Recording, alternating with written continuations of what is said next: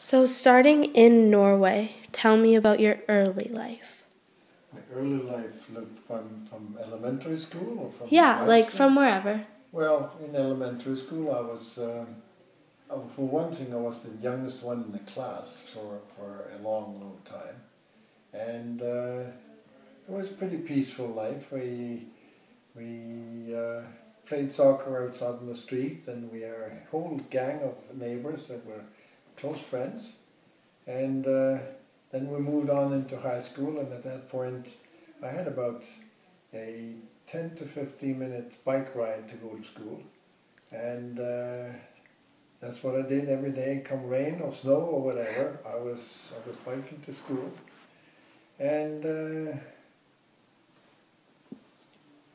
did quite well in school. Didn't excel, but made it. And then I did 1 year of commercial high school, which was sort of a post-matric school, because I wanted to get into the shipping business. And then what did I do after that? Yeah, then I got an opportunity to go to England for a year, and I worked as a student trainee with a brokerage company that my father was affiliated with. And then I did half a year in France to learn more French. Then I did half a year in Antwerp, again to do shipping. And then I worked a whole year in Hamburg. Cool. And that was a lot of fun. We were, of course, still young, and then I went back to Norway, and that's sort of really the end of that chapter. So how old were you when you went back to Norway? That would be I was 23 at that point. Okay. Yeah. And how many people were in your family? It was just it was my parents. I have one brother, and then there was a couple of cousins, and that was about it. Okay. And so how long were you in Norway? Like before you came to Canada? After that I was 54. I was in Norway then 4 more years, working at different things. And then in 1958, or 57 rather, I met this Canadian girl in Oslo. And I heard a lot about Canada. And then in 1958, towards the end of the year, I had applied for and gotten immigration permission. And off I went in a steamer to Canada. Awesome. Yeah. And so that was your main reason for coming, was this Canadian girl? Yeah, that's right. Awesome. And so it was just you coming? No one from your family came? Yeah, just me. Yeah. Were they happy with you leaving? Well, they wished me luck, you know. Yeah. They certainly didn't. There were maybe a certain amount of nostalgia when I left, but they accepted that, sure. Yeah, no, that makes sense. Yeah. And did you have a certain place in Canada you wanted to go? Or was it just kind of Canada? No, it was Canada. Well, this girl lived in Toronto, so of course I went to Toronto. And then I found a place to live. And then I was looking for a job in the shipping business, which was my business. And I couldn't find it, but I went to Simpson's and I got a job selling suitcases. And there was only one condition, that was that they could fire me at any time and I could leave at any time. And in the meantime I had had contact with these shipping agencies, and I got a phone one day saying, would you like to come down and talk to us? So I got a job, and then next day I went to Simpson and said, sorry, I'm gone. And then I started in my shipping business again. That's cool. And so you had always kind of been interested in the shipping business? Oh yes, yeah. That was my business, yeah. Why? Well, for one thing, because my father was in the business and my brother, and also because Norway is very much of a shipping country. Okay. And we did a lot of studies during my years in Norway too. The Norwegian Ship Owners Association had a study group, which was very interesting because you get very senior, experienced people discussing issues with you.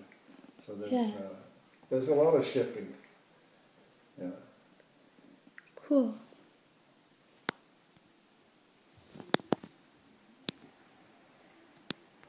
Let me choose.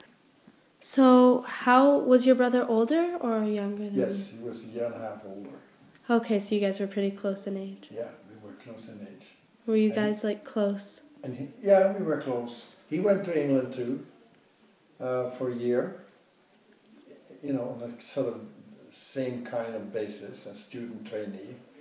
And later, when he got into his job, he was sent to Bordeaux for half a year as part of his work then, you know. They were working with a steamship company that had an agency in Bordeaux, so that's where he went. But yeah, we were very friendly and very much together. We went to Boy Scouts together and all that sort of stuff. Awesome. And would he have considered coming to Canada with you? Or he just kind of... Not with me, no. He had a much more of a solid job at that point. Okay, so he didn't really want to leave Norway? No. And you guys were in Bergen at the time, or Oslo? At that time I was in Oslo, yes. Okay. I lived in Oslo. But you were born in Bergen? Yes. Okay. And is there like a specific memory you have from coming to Canada? Like something that kind of stands out?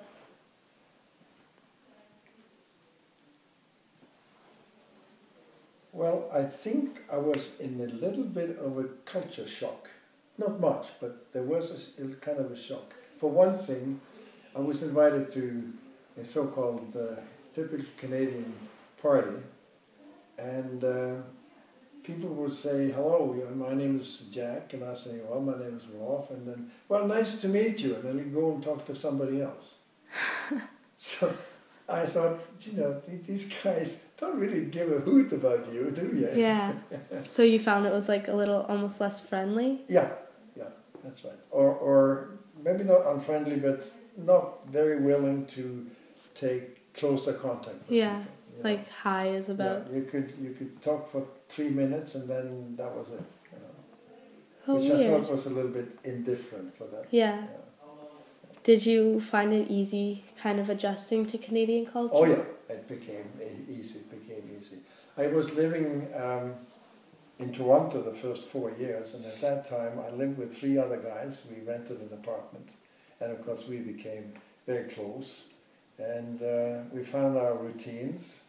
And I remember one of the guys had a tennis net, and we went up to the public courts, and as soon as your net is up, we were playing there half the day, exchanging and players and so forth, and yeah, I had a lot of fun. And I learned how to canoe in Canada, of course.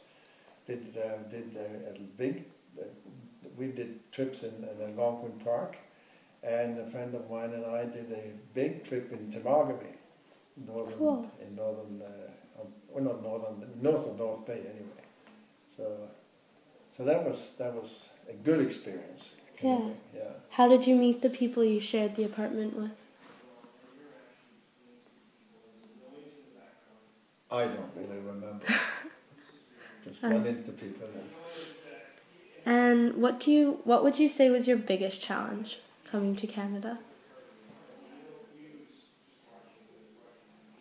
Getting ahead in my job, which was very difficult because it was a small agency and there were enough people, so to get an advancement was very tough. Yeah.